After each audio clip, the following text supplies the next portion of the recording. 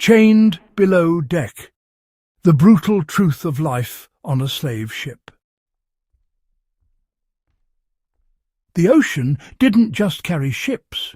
It carried screams, sickness, and, well, silence that history tried to drown. Long before World War II reshaped the modern world, another global system ran on human suffering, and its engine room was the slave ship. If you really want to understand how deep the scars of global history go, you have to descend below deck, where daylight died and survival became a daily rebellion. This is not a distant story. This is the backbone of a system that reshaped continents, economies, and human lives. And today, on the scars of a global storm fronts, we're going straight into the dark. For enslaved Africans, the nightmare didn't begin on the open sea. It began the moment they were forced onto the ship. These vessels weren't designed for travel. They were designed for cargo, human cargo. People were packed into spaces barely high enough to sit upright. Rows of bodies were chained together, ankle to ankle, wrist to wrist. Men were often separated from women and children, not for safety, but control. Movement was dangerous. Standing was punished. Lying still was often the only option, even when the floor was slick with filth, blood, and vomit. Fresh air barely reached below deck. Hatches were kept shut to prevent rebellion, turning the hold into a suffocating box. In rough seas, waves crashed over the deck, trapping heat and moisture inside. The ship became a floating pressure chamber of human misery. Food was not nourishment, it was calculation. Captains rationed meals just enough to keep people alive until sail. Cornmeal, beans, rice, sometimes mixed with foul water. Spoiled food was common. Clean water was rare. Dehydration and starvation worked together, weakening bodies and breaking spirits. Refusing to eat was seen as resistance, and resistance was punished. Mouths were forced open with metal tools. Teeth were broken. Some were whipped until they swallowed. Others were left to die as examples.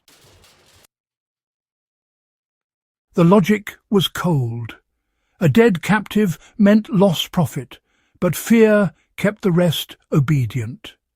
Survival was never guaranteed. It was negotiated daily with pain. Where bodies were stacked like crates, disease spread like fire. Dysentery, smallpox, measles, scurvy, infections from shackles cutting into flesh, fevers that burned through entire holds. There were no doctors for the enslaved, no medicine worth sparing. Sick captives were often left chained to the healthy, ensuring the illness spread faster. The stench became unbearable. Human waste had nowhere to go.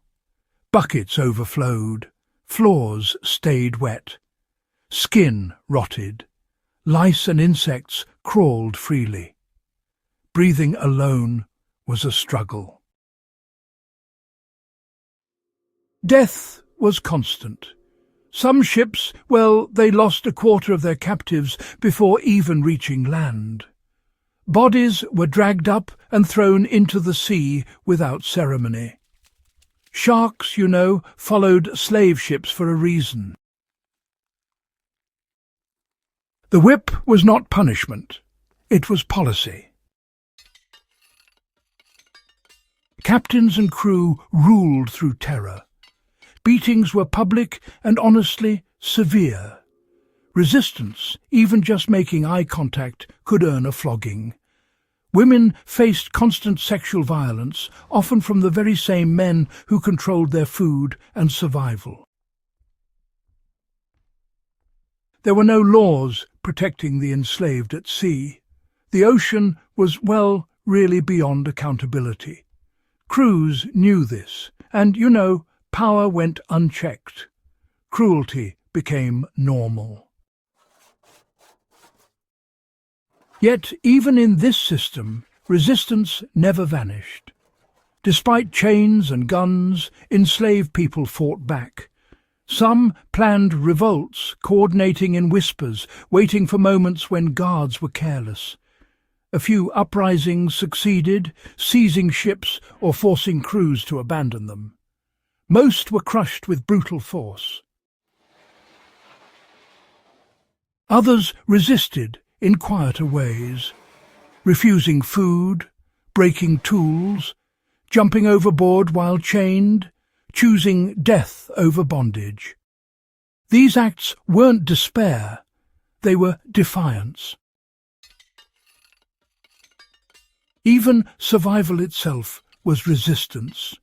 Remembering names, sharing stories, holding on to identity in a system designed to erase it. The ship tried to strip people of everything. It didn't always succeed. Reaching land did not end the suffering. It transformed it. Survivors were washed, oiled, and inspected like livestock. Wounds were hidden. Muscles were examined. Teeth were checked. Families formed on the ship were torn apart in minutes at auction. The trauma of the voyage never left. Many carried physical scars for life. Others carried nightmares, panic at enclosed spaces, fear of water and grief that words couldn't carry. The slave ship was not just transportation.